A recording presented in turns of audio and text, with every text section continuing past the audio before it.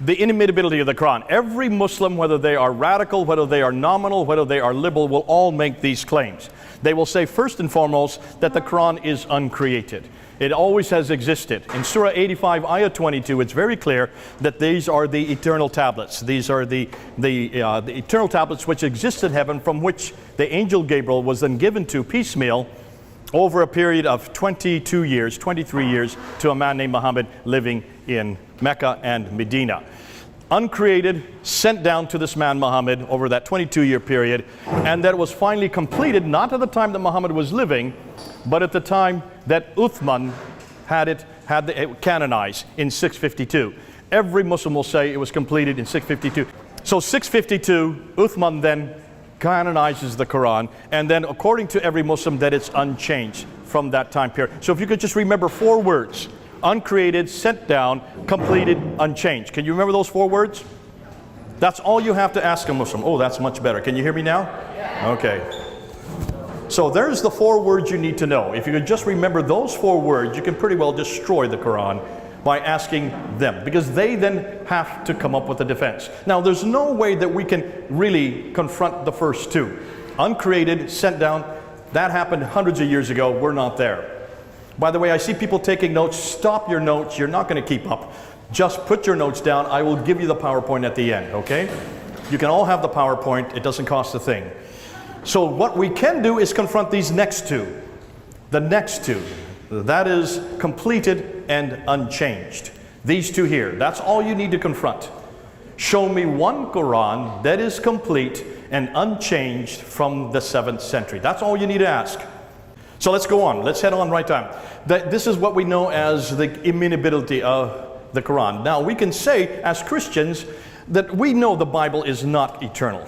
It's created. We know who wrote it. We even give the names to the authors on many of the books. It was sent down? No, it was not sent down. Inspired? Yes, but not sent down through an angel Gabriel. Complete? Yes, that's the only claim we will say in the original text. It was complete. But we don't have the originals today, for none of them. Unchanged? Yes, of course it's been changed. We know where it's been changed. We are transparent about it. We even put in the margins, we put up in footnotes where the changes are.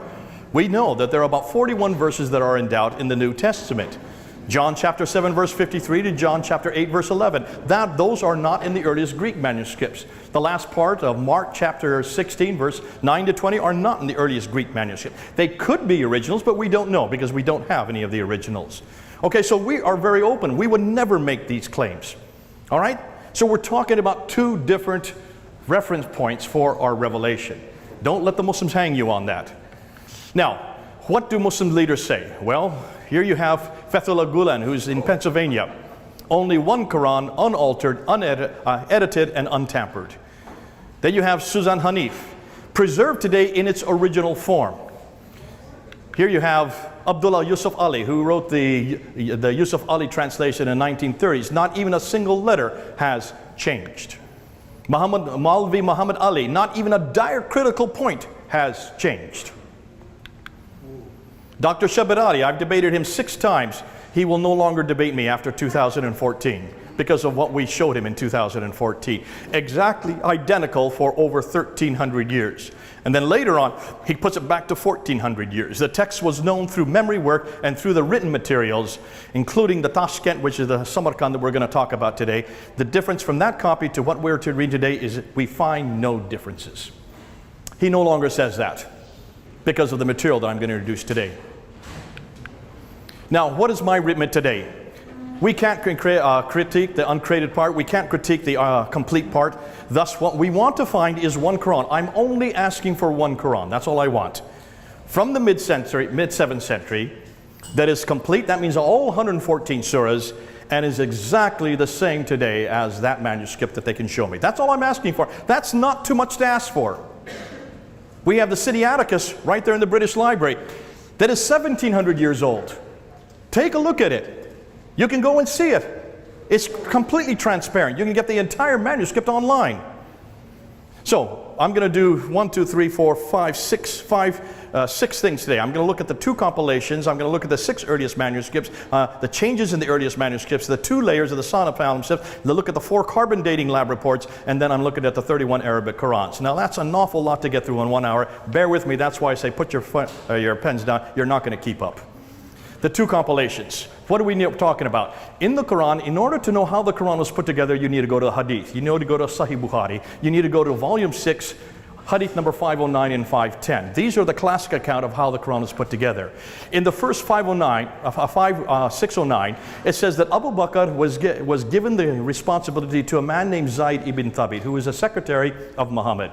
He was given that responsibility to write the Quran, the very first recension, the first copy of the Quran. Zayd ibn Thabit did not want to do it. He thought it would be too difficult. He said, how can I do something that Muhammad did not do? Then he finally acquiesced when Abu Bakr and both Umar forced him to do so. So he went to palm stalks, stones, and memories of surviving warriors and compiled what he could find. He gave that copy to the daughter of Umar named Hafsa, who was also one of the wives of Muhammad, and she put it under her bed and kept it there for roughly 20 years. Then we have Al-Bukhari chapter 5 verse 610. The very next section of the Hadith comes and talks about the second recension. So now we have a need for a second copy. Second time, Uthman realizes that there are many Qurans in existence that are disagreeing with each other. So he asks Zayd ibn Thabit to take that one that Hafsa had, to bring it there to him, and then to rewrite it. He gives that job to Zayd ibn Thabit along with Zubair Alas and Hisham. So 4 of them are to rewrite the Quran. If they have any problems between them, if they have any debate between them, they're to do it in the Qurayshi dialect. Arab speakers, what is wrong with that right there? Why is that impossible? Those who are Arab speakers.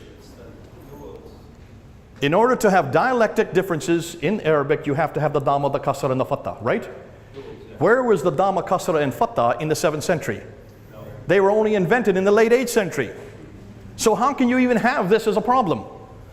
Well, take a look at who's writing this. Al-Bukhari, he lived in 870, the late 9th century.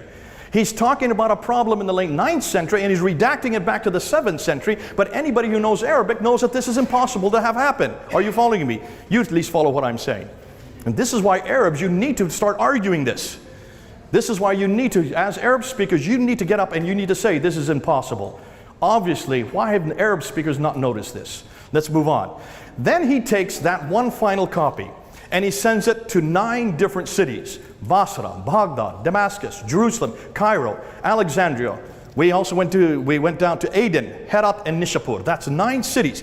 That means we should have 9 copies of the Quran in existence today. Not 4, like they have always been saying. We should have 9, according to Al-Bukhari, volume 6, 510. But then he did a very curious thing. After he sent it to the 9 provinces, he then ordered that all the Quranic materials, whether written or fragmentary manuscripts or whole copies, be burnt.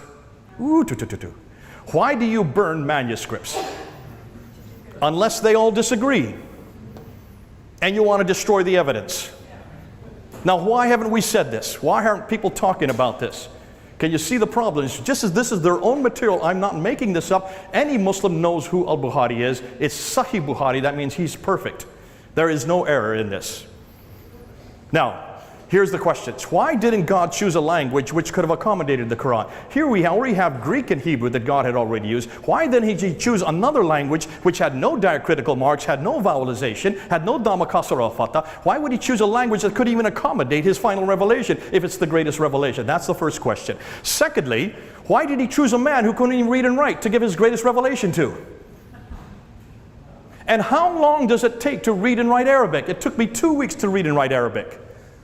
Muhammad already knew Arabic. He had 22 years to learn to read and write. More than that, why didn't he use his secretary?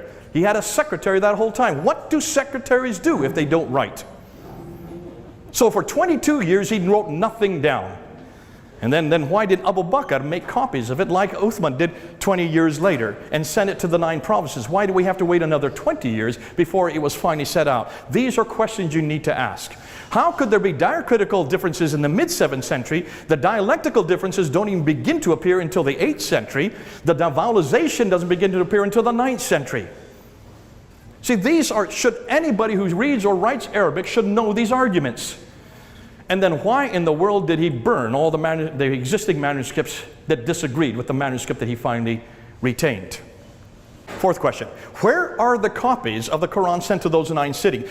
1400 years, that's not very long ago. So we have the New Testament, we have 3 manuscripts from the New Testament alone, 2 in London, 1 in Rome, that are from the 4th century. And the 5th century, we also have the Alexandrinus from the 5th century, the entire Old and New Testament in the British Library. If we can come up with 365 either complete or partial manuscripts for the New Testament by the 6th century, why can't they even come up with 1 manuscript from the 1st century?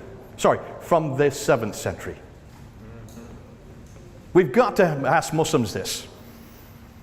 So, if Uthman standardized the Quran to just 1 copy, are there now a multiplicity of different Arabic Qurans today? We'll get to that.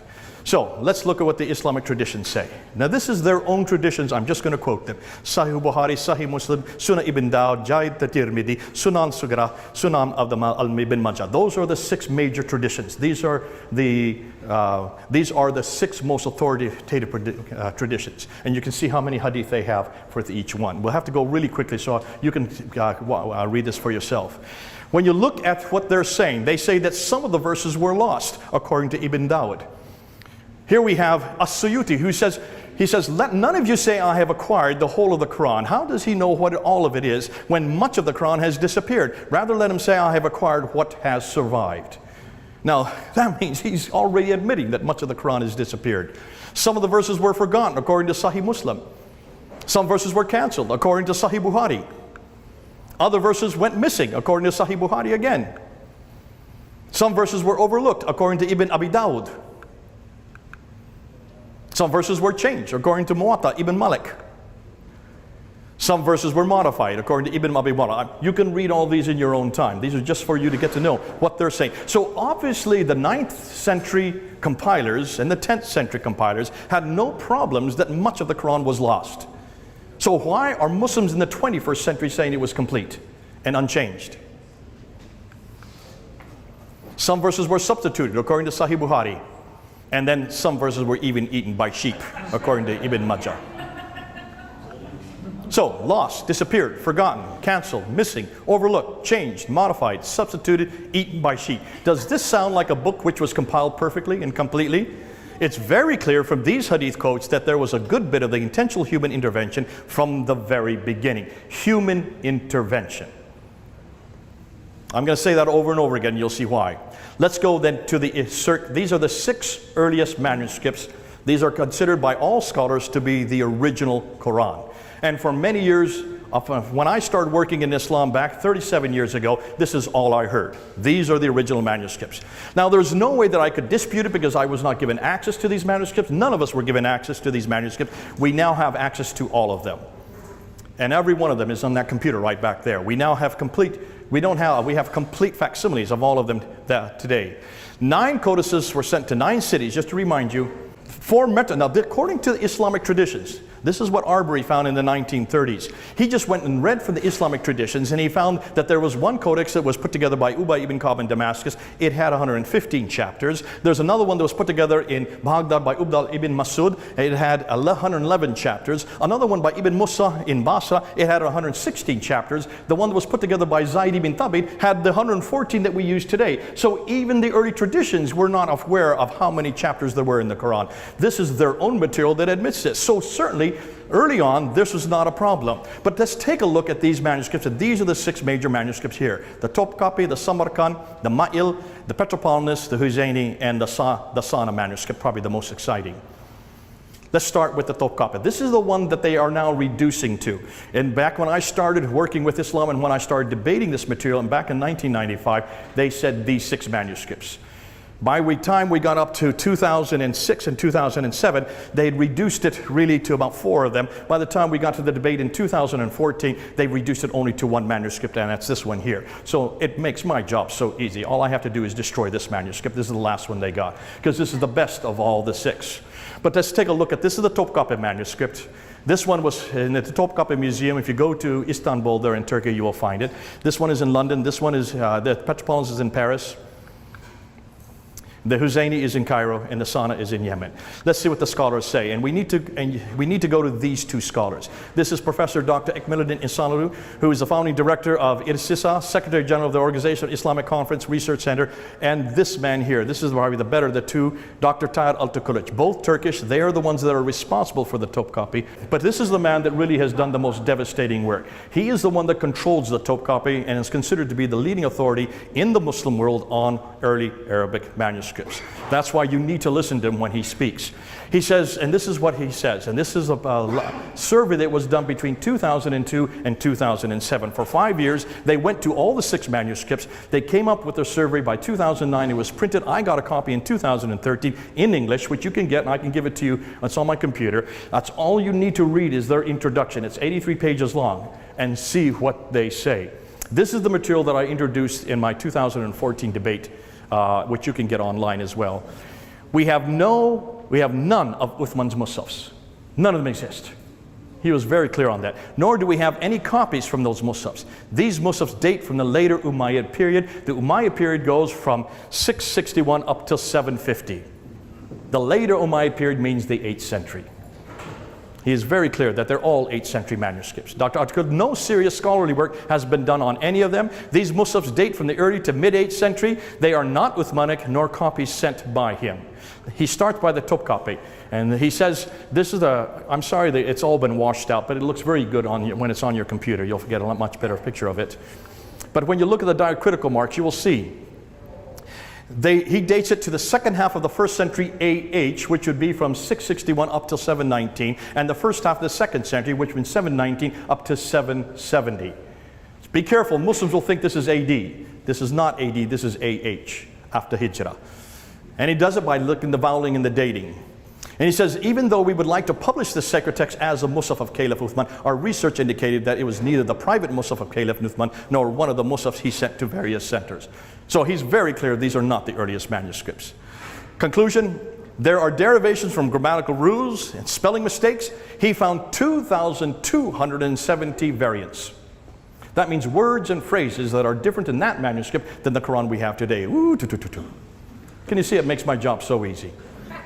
All I have to do is quote him. Those are consonantal. These are okay, did you hear what he said? These are consonantal differences. We'll get into that a little later. You'll see what we're talking about. Now, you can see here, you know what we conceal, what he revealed in the Topkapi in Surah 14. Now it's become, you know what we can conceal and what we reveal.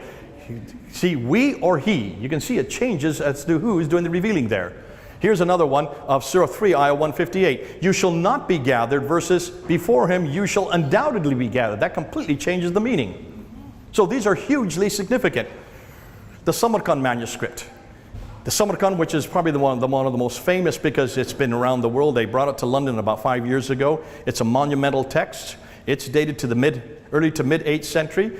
It was considered to be the best preserved manuscript, the one that is complete and Uthmanic. It is now an embarrassment. There's undisciplined spelling throughout. It has different writing styles. It has scribal mistakes, copyist mistakes, written by someone with little experience and with later additions. And it only goes up to Surah 43. There's 114 surahs in the Quran. But even amongst those Surah 40, up to Surah 43, take a look at this. There is only one complete surah in that entire manuscript. 24 of the surahs are partial, 16 don't even exist. So much of it is missing. Why haven't we been told that before? The Ma'il manuscript, which is in London. This one we do know about. This one has been well around. It's the 2165 manuscript. It has a slanted text. That's why it's called Ma'il, which is what it means in Arabic. It is written in the Hijazi style, which is an earlier style than the Abbasid. So it should be one of the earliest. It only goes up to Surah 43. 53% of the Quran is missing. Altıkılıç dates it to the early 8th century. Dr. Martin Lings, who did the most extensive work on it, dates it to the late 8th century, around 790. Okay, Al-Huzayni text. Now sometimes that's spelled with a Y, sometimes it's spelled with an I. Either or is correct. The Huzayni Cairo Musaf is the early mid-8th century. It is also a monumental text. It's huge, which means it's a much later manuscript. This is not Uthmanic according to Altıkılıç. It is dated from the early to mid-century, 8th century. It also has enormous number of variants. You can see a variant here, and it has these coverings. Do you see these coverings there? Can you see these coverings? That means they're changing the text. We'll get into that. Covering over the text, signifying hiding or centering the original written text. Then we have the Parasino Petropolitanus there in the Bibliothèque Nationale in Paris. And this one here is controlled by Dr. François Doroche. He is the one that's done the most study on it. The largest, it's a number of different manuscripts in a compilation of manuscript collection. The largest only contains 26% of the Quran. So where is this complete Quran they keep talking about? 26%. And even amongst the 26, there are 93 variants just within the mark that we do and are able to read. 5 different copies, later modifications. The largest is 26%, another one is 15%, another one is only 4.2%. Here you can see a difference between the Petropolitanus and the Cairene text. And is then changed to so, which changes the meaning of the text. Then we get to the Sana, and this is my favorite because this one is probably the most damaging. Because this is the one, and this is the most recently discovered in 1975.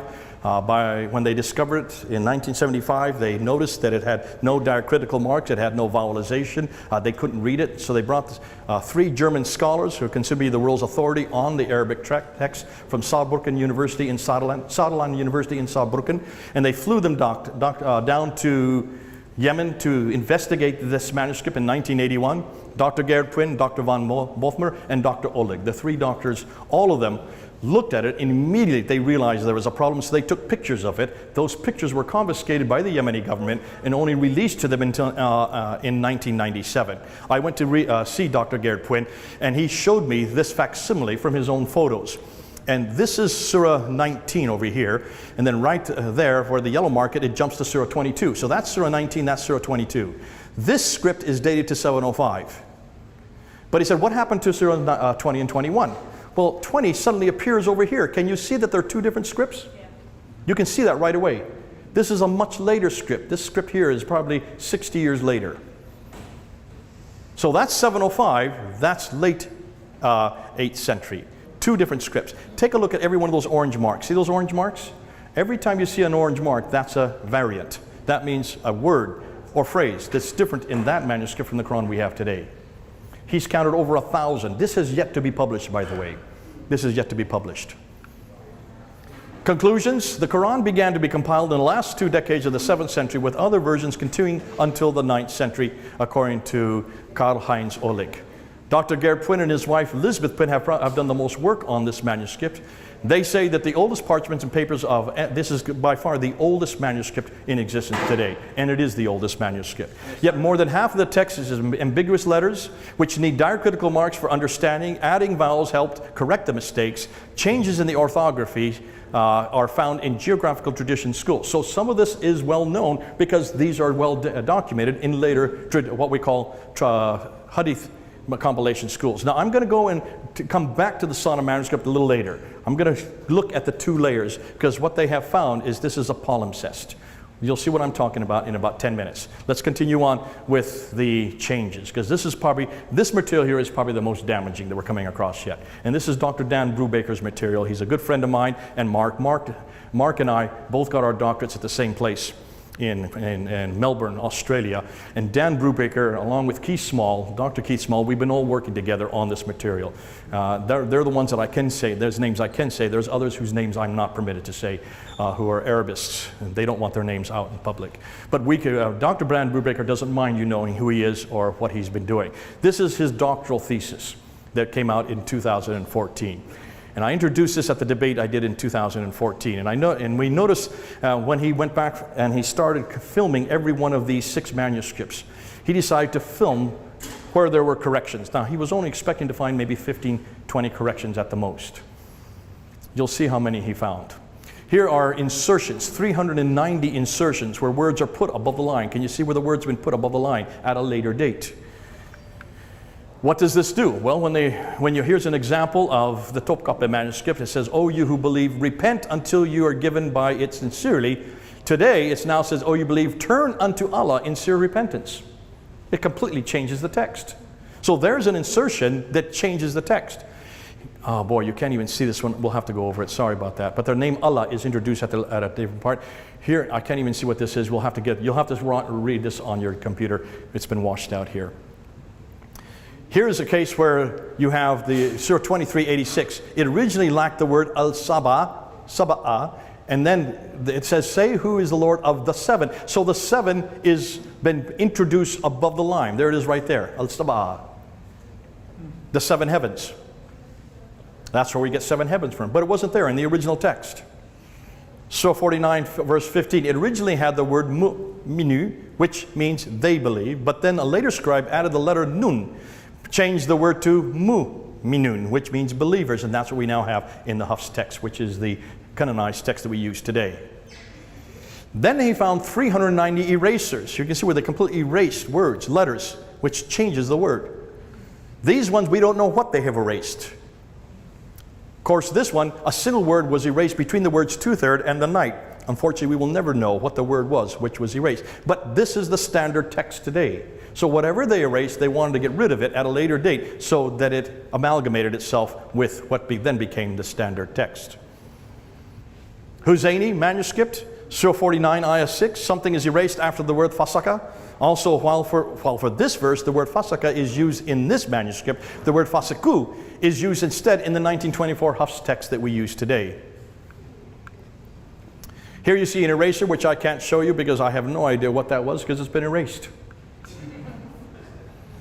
Again, another eraser, somewhere between you all and of whom, it was another word, complete word that's been erased, changing the text completely.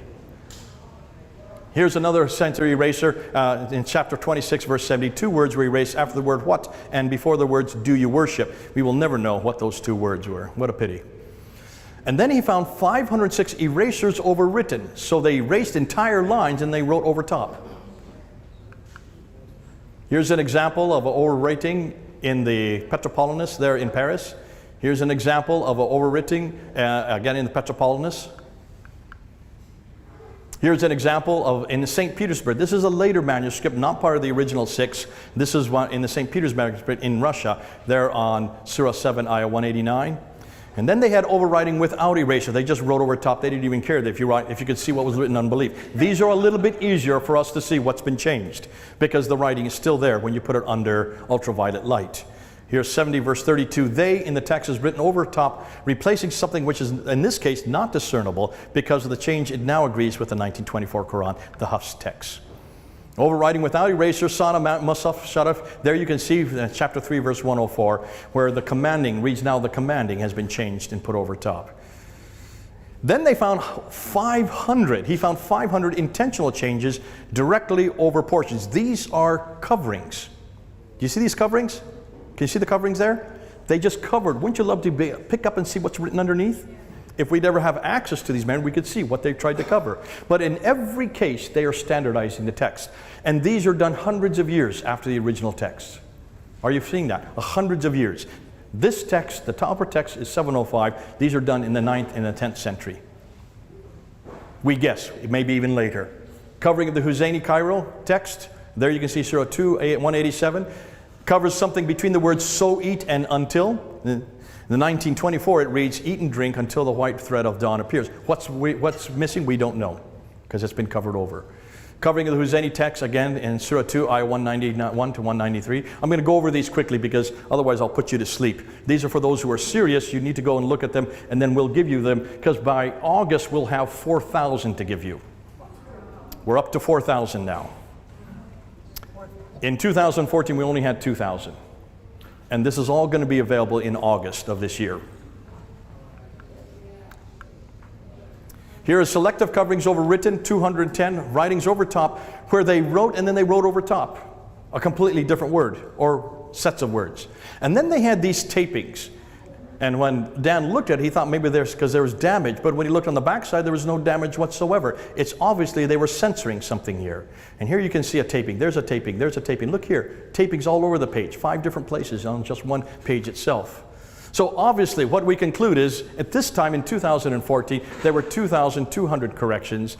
They are all consonant ruzum. Getting back to your point, we'll explain what that means. None of them are diacritical marks. This has nothing to do with diacritical marks. There were no diacritical marks in any of these manuscripts. You notice? None of these are vowelization. You didn't see any dam or kasra or fatha in any of these. This has nothing to do with vowelization. And they're not dagat alifs. Dagat alifs were introduced in the 9th century. None of this has to do with dagat alif differences. Thus, they change the meaning of the text. They continue up until the 9th century. Thus, they are all intentional. They bring about a later standardization, which means they have a political agenda. All written by humans. Now, Western scholars like Dorosh, Bowring, Conrad, Peters, Stein, Shoemaker, these are the top men in their field. They all conclude that the earliest Musafs begin to appear in the 8th century. The Muslim scholars like Ekmeluddin and Ihsanuddin and Tayyar al-Tukurich conclude that the earliest Musafs begin to appear in the 8th century. Islamic Awareness, the largest Muslim website that deals with manuscript evidence, they're the ones that have all the manuscripts on their website. They have finally had to conclude since 2014, since that debate, that they all now exist in the 8th century or later. Isn't that interesting? Even they have now had to conclude that they're all later manuscripts. And the latest research shows that even these Musafs have 7 forms of corrections dating up until the 9th century. Therefore, some Muslims no longer do have an eternal Quran. They can't say that anymore. They cannot say that it was sent down. They cannot say that it was complete in 650, and they cannot say it's not been changed. There are hundreds. There are not just hundreds, there are thousands of changes. We're up to 4,000 already. So, who was Muhammad and what's his purpose? If you've been here last hour, you'll see why I say that. Because if this is all from the 8th century on, none of this has to do with Muhammad. And I said this back in the debate in 2014, and Shabir Ali got quite upset with me for saying that. He says, I hope you're doing that tongue-in-cheek. And I said, no, I'm not. We're putting the gauntlet down. That means Muhammad had nothing to do with the Quran. This all came way after Muhammad. And it continues to be changed and changed up until the 10th century. So I turned to Shabir Ali and I said, so where is your Quran from? Tell me the date for your Quran. You know what the date is for the Quran that he's using today? Does anybody know what the date is? 1924. 94 years ago is when the Quran was finalized. I turned to Shabir Ali and I said, Prince Philip is older than your Quran, and he's still living. And that's exactly what the crowd did. He was not amused, and since then he will not debate me. But it's not because of that. He can't debate me. There's no way they can debate this. How would you debate this when we have all the manuscripts now available for us to look at? And he has no idea what we're coming out with in August. In August, it'll all be out there so you can put it on your computer. We'll give it so all of you can have it on your computer. Yeah, Scott? Is the Birmingham significant? Hold on. Yeah. Actually, I'm not going to do that. Let me just tell you actually very quickly. What are the dates for the Birmingham manuscripts? 568 to 745. Okay, what's the problem with those dates right there? Well, it's before Muhammad, before his ministry. Before he was born. He was born in 570. But even the latest date, let's just go with the latest date. Yeah. What's wrong with it? When was the Quran put together? 652. If the latest date is 645, you're 7 years before Uthman. Yeah. But see, carbon dating is very inexact, and when you have to go with what they call the bell curve. And when you go with the bell curve, it's the median date is the strongest date. So the bell curve for that puts it about 610, which is when Muhammad started receiving his revelation. So this all precedes his revelation, but that's not the worst. Wait till you'll see what we're going to show you. We have now 4 labs that are now looking at manuscripts, and I'm just going to show you one from Sana manuscript, and they all predate Muhammad in case up until they even go as early as 443. That's a whole 100 years before Muhammad. So be careful with carbon dating. It'll come around to sting you. But all of these manuscripts had changes in them. These changes are razm changes, not simple diacritical marks or vowelizations. They continue to be changed for hundreds of years. There was an intentional standardization of the text. Thus, this again proves there has been intentional human intervention. That's what we're getting at. These are all intentional human interventions. This has nothing to do with God. This has nothing to do with Muhammad. This has nothing to do with Uthman. This is much later changes. Now let's look at the Sana manuscript. This Sana manuscript is probably the most exciting one. Dr. Asma Hilali finally came out with the findings last August in her book called the Sana manuscript.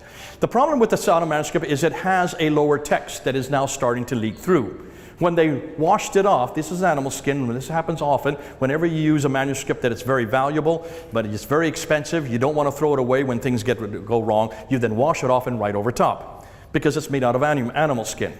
And it takes an awful long time to cure. So they would wash off the manuscripts, and of course when you wash it off, you don't see the lower manuscripts. Hundreds of years later, that ink starts to bleed through. So when you look at it, you can see the ink there. So they put it under ultraviolet light, and now they're splitting the two texts. This is done at Columbia University, it's also done at the Sorbonne. And they're dating the lower text to 671 to 705, and the upper text from 705 on. Now, let's just go right through here. Possibly they're finding that these two texts do not agree, the lower and the upper texts.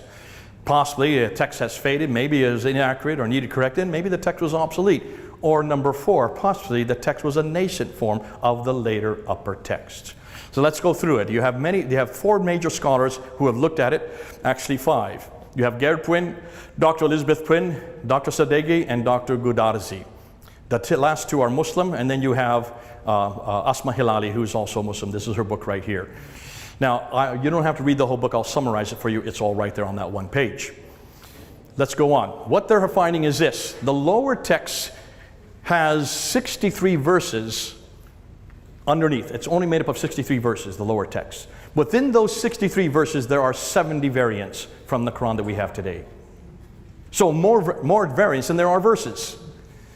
So Hilali believes that these are nothing more than a reading circle. That's what she calls it, a reading circle. You all know what that means? That means these are students who are just writing their material, and that's why they had to be erased off. That was her conclusion on this. Dr. Elizabeth Puyn says absolutely not. The lower text is neither Uthmanic nor from Ibn Masud's Codex, so she concludes that the lower text was in the process of being corrected and made more precisely canonical. And they finally gave up because there were too many corrections, so they just erased it and wrote over top. Thus, the 2 layers were stages in the process of canonization. She suggests that the corrections predate the upper text and were so many that at some stage the corrector abandoned the corrections and the text was palimpsested. And that's what a palimpsest is. It's 2 different texts, one above the other. Now, when you look at the lower text, you will see, and these are the ones over here, the lower text, and these are the upper texts. So the lower text, 63 verses, they do not agree with the upper text, and they certainly don't agree with the Quran that we have today. Verbs and nouns are left out 25 times. Articles are different, participle differences, conjunction differences, prepositional differences. 29 times it has isolated letters, expression differences, entire sentences 16 times are different than the Quran we have today. And you can see some of the examples here. I don't want to go through all the time. You can go read my PowerPoint to see the differences here. But you will see that they change the meaning of the text over and over again. Here you have Allah with their money and themselves has been changed to did jihad struggle in the name of Allah. It completely changes the text and the meaning. But know that they did not escape Allah and His Prophet. Now has been changed to, but know that you cannot escape Allah. Can you see how that changes the theology as well as the meaning? They've exchanged the signs of Allah in their oath for a small price and averted from the way of Allah. Now has been changed to they have exchanged the signs of Allah for a small price and averted people from His way. And why don't you fight at people who broke their oaths and they were the first to start the aggression and they intend to drive out the Prophet? Now in the text it's been completely convoluted so that it reads it the other way around. Here you have these are those whose deeds fell in this world and the next has been changed to for those their deeds fell worthless. Can you now understand? They've added the word worthless onto that. And here you can see they struggled and with anyone has now changed that completely from they do jihad in the name of Allah and did not fear anyone but Allah has now been changed to perform the salat and give zakat and fear none but Allah. That's not even in the original text. A complete different phrase has been added, which is part of the 5 pillars of Islam. Allah does not forgive them. Indeed, Allah does not guide has been changed to Allah will not forgive them because they disbelieve in Allah and His Prophet and Allah does not guide. So Allah and Muhammad are now added into the text, proving that Muhammad was introduced at a later date, which makes sense with the archaeological evidence if you hear in the last hour. You seek welcome has been changed to and greet those in them. So you can see, we'll just go right through here. Here you can see the upper text then. Look at all the differences here in the upper text from the Quran. It's not just the lower text that doesn't agree, even the upper text doesn't agree with the Quran we have today. Conclusions, the lower text is dated to the late 7th century, and there's a 50-year gap between the two layers.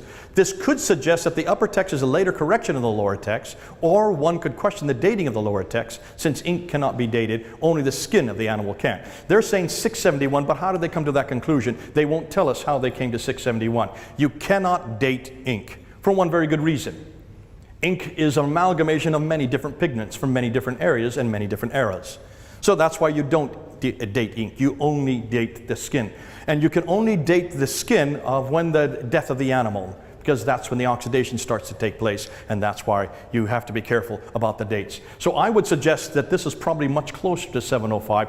More than likely it's in the last 2 decades, between 680 and 700, during the time of Abd al-Malik, which fits exactly with what we're finding with the Dome of the Rock, with the coins, and also with the protocols from what we talked about in the last hour. All of those are introduced in 691. That's when Muhammad's, the first time we have any reference to Muhammad is on the protocols, is on the coins, and is on the Dome of the Rock. We have no reference to Muhammad before that, which is the same time that the lower text would have been introduced. But isn't it interesting, Muhammad's not in the lower text. He's introduced in the upper text in 705.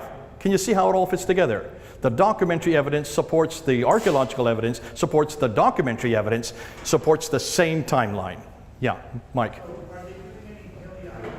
This is all, the paleography is what they're now using because they're now dismissing you'll see why, because the carbon dating is so inexact.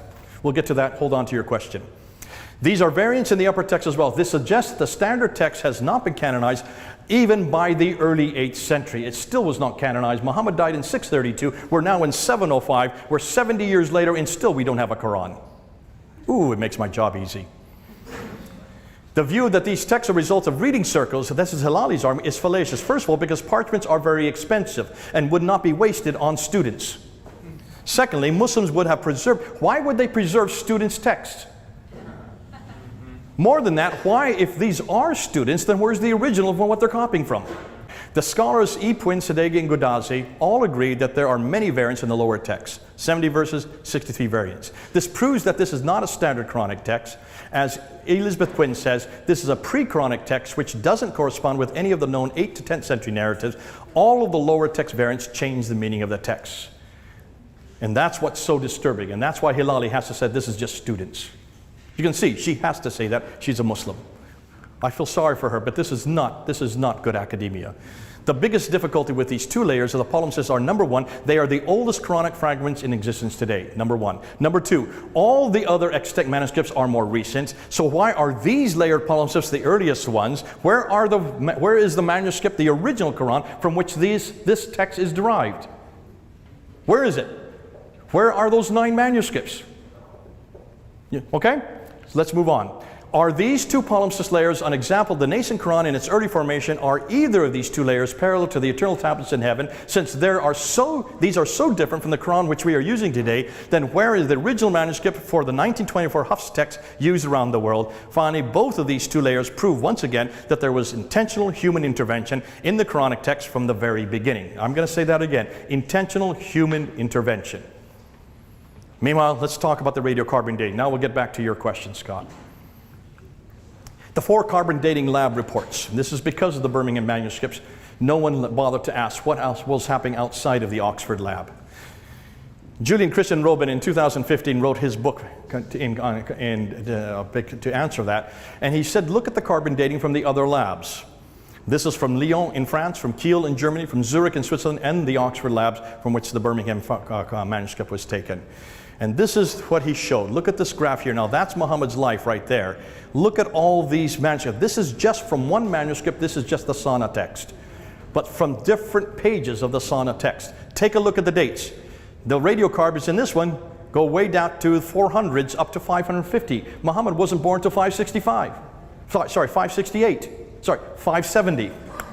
I'll get it on the 3rd try. He wasn't born here until here, 570. All of these, look at how they predate Muhammad's life. proving that this material was in existence long before Muhammad, which makes sense. Look at the Birmingham Folio, Surah 18, Surah 19, Surah 20. What's it talk about? It talks about the 7 sleepers. It talks about Moses. It talks about Dul Qarnayn, who is Alexander the Great. Every one of these are borrowed texts. All of these were around since the 2nd century. Sorry, except for Dul Qarnayn. That would have been 630. The early the mid 6th century, early 7th century. Can you see all of these are earlier texts that they borrowed? No wonder they're much later, much earlier. No wonder these are the texts that from which these are described. And that's why I would suggest the carbon datings are really helping us. But I'm not going to go with the carbon dating. I'll go with Mike. We need to go back to paleographical material. That's a lot more secure. But we got it coming and going. That's what's lovely about this argument. We got them both ways. So 4 of the datings are from the 4 different labs. Note that these all have 95% probability range. When using the bell curve, we know that the highest probabilities are near the center of the bars and not the ends. Therefore, Sana B, C, and D manuscript pages were dated in Lyon. The Birmingham Folio was dated in Oxford. All 4 Sana A examples dated at 4 separate laboratories completely predate Muhammad, the Quran, and Islam. That's why they're so devastating. All the folios, including the Sana A, B, C, D, and the Birmingham folios, predate the Uthmanic recension, the first Quran. Therefore, something is seriously wrong. So if the Muslims are going to give the Birmingham folio, just show them this graph. Couldn't they have just written an old parchment? An old parchment? You mean an early parchment? Yeah, that's what I meant. Okay, an early parchment. The problem is you're still going to have the same difficulty. Why would you hold it there for 100 years and not use it? Not when it's that valuable. And why is it that all of them are dated that early? Okay? Okay. Solution. Dr. Abduri comes up with this solution. This is what he came up with about a month ago. There is something wrong with the carbon dating. The parchment was being stored for up a long time. That's what you're trying to say, before using up to 200 years? Okay? You go talk with Dr. Mark Dury about that. The traditional dating of the Quran is wrong. The Quran was really created much earlier, sometime between 450 to 500 AD, and the Muhammad story was then attached to it much later. Or could this be a combination of the above? My solutions, I agree with what Mark Dury is saying. There's possibly a problem with carbon dating due to its inaccuracies. Due to the expensive nature of the animal skins, it is highly unlikely that these skins were stored for a long time before their use. There's no point to it to begin with. The traditional dating of the Quran is probably at fault because it comes from us from the 9th century, which is simply too late to be credible. And since Muhammad is not listed in the earliest dated folios, this suggests that the Quran is copied from borrowed material, which would naturally predate Muhammad, the Quran, and thus Islam. And that makes sense. Where does it come from? Now let's go back. The RC datings of the ABCD, well, what I would like to say, you can read this later, but what I would say is, where is that first manuscript? Where are the first 9 manuscripts? More than that, let's now look at the manuscripts today, because if you have a problem with the earliest manuscripts, what about the Qurans we have in our hands today? The Arab Qurans. I'm not talking about the translations. Let's look at the Arab Qurans, the Arabic Qurans that we have today. The Arabic skeletal script is the razm. This is getting back to your point. You need to look at the razm. Now this is for those who don't speak Arabic. We have 3 vowelizations called the fatah, which is the ah sound, the dhamma, which is the u sound, and the kasra, which is the e sound. But more than that, notice if you look at this manuscript here from the 8th century, notice it has no dots above and below the line, and it has no fatah, dhamma, or kasra, okay? This is only razm. These are only consonantal words. That's the Sana manuscript. Here you have another example. This is the Topkapi. Can you see it has no diacritical marks, and it has no dhamma, kasra, or fatah. So, why is that important? Here's another one, an early Shiite Quran. This has no diacritical marks, no dhamma, kasra, or fatah. Here are the 28 letters of the Arabic alphabet. When you look at the 28 letters, there are 6 unique letters. The alif, the kaf, the lam, the mim, the ha, the waw. Those are the 6 unique letters. Those ones you don't need any dots with, okay? All the other of the 22 of the 28, you need dots to understand them. What do I mean by that? So for the other 22, you have to have dots to know. Let's take that smiley face. You put 1 dot above it, and it becomes a nun. You put another dot above it, and it becomes a ta. You put a 3rd dot above it, and it becomes a tha. Now, let's take that same smiley face and put 1 dot below it, becomes a ba. You put another dot below it, and it becomes a ya. So here you have na, ta, tha, ba, ya. It could be 5 different letters. That's why you need the dots. None of these manuscripts have those dots. So which means you have 5 different derivations per letter. Can you imagine what you do then when you put them into words? Let's look at those 3 smiley faces and put them together. Just those 3 smiley faces together with no dots, you can get 19 different words. But without the dots, you've lost all 19 words. Okay? Therefore, when you look at the variants, you need to look and see what we're talking about. Now, these are the ones that we have now. This is Hatun, my colleague. She now has 31 of these Qur'ans that she has found in Yemen, in Jordan, in Morocco. Looking around the marketplaces, she's come up with 31 different Arabic Qur'ans. Not 1, not 2, but 31. These are them right here. These are modern Qur'ans. You can buy these in the marketplace today, okay? All in Arabic, no translation. When you look at them, you will find that they come from 37 different readers. These are the readers here. These are their teachers who all come from this area here. But these readers, take a look at them. When you look at them, you will notice all the ones that we use today, the Hafs that I keep on talking about, is from this man right down here. Look at his date. You can't see it, it's too far away. He died in 805. That's the 9th century. So all of these readers here, every one of them are from the 8th and 9th century. None of them are from the 7th century. And every one of them has a different Quran. And every one of them changes the Quran. This man here has 1,900 differences between the Quran. Al-Da'bazi. Here's, and I'm looking at, it's hard to read here. Orbil, he has, this one here, Kulum has 1,700 difference. Hisham has 1,300 difference. Ibn Duwan has 140 difference. Here you have Khalad has 2,000 differences. Here you have Abu al-Harith, he has 5,000 differences. If you add them all up together, we are now up to 60,000 differences between these different readings. 60,000 difference, that's what we're at right now. We're probably going to get up to 80 to 90,000 by the time we're ended. And we have Arab scholars now working on this as we speak. 60,000 differences. We took these 26 of these Qurans down to Speaker's Corner 2 years ago. We almost didn't leave the corner. We then took them down again last year, last July. They tried to stop us from leaving the corner. Go up on Fandor Films, you'll see what happened. We had to protect them because they were so angry, because Muslims have never heard this before. They have always heard there's only one Quran, and that the Quran is exactly the same in every country all over the world. We have come up with 60,000 differences looking at 31 of the modern Qurans today. Now let's take a look and see why they're different. Now most Muslims just look at this one, Surah 1 Ayah 4, and say, see, it's just Maliki versus Maliki. The owner versus the king, it's the same difference. You need to look and see, and this is going to take, we have 70 of these, we're not going to go through all of them. But if you have time, go through and see just how they change the text. Just with the diacritical marks in every case. We, God versus arbitrarily forgiven. We, or is it arbitrary that the sin is given? Here you have a difference in Surah 2, Ayah 1 to take you versus they took and have taken. Now, do they take this place now, or has it already been taken? A take has been addressed into a plural form at a later text. Here you have the difference in Hafs and the Warsh from takuluna to yakuluna. You say that Abraham did this, or they say. Let's go ahead and get, there's a much more damaging ones coming up.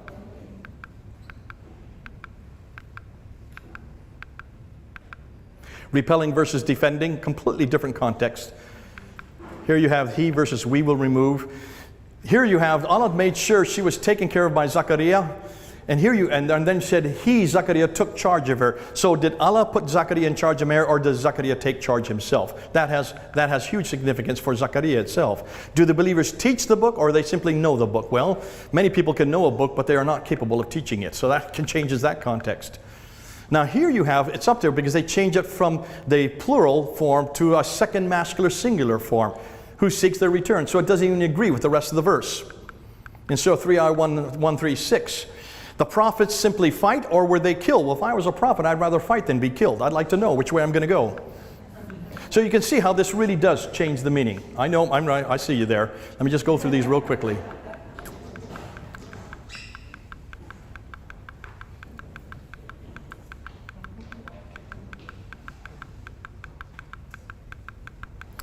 In every case, you can see it changes the meaning. Now we have, I'm just putting about 20 up here in the PowerPoint. We have over 70. There's no way we can get all 60,000 up there. So this is our final conclusions. Let's do this. To ascertain where the Quran came from, we now know that it's not created. We now know that it was not complete. We know that it was full of errors. Muslims are looking, we need to find a mid-7th century Quran that's complete and unchanged. Those are the 5 areas we looked at. The second 2 compilations prove that there are 2 completely different Qurans, even within the first 20 years of Muhammad's death. The 6 manuscripts prove that they are all late, none of them are complete, and they don't agree with the Quran we have today.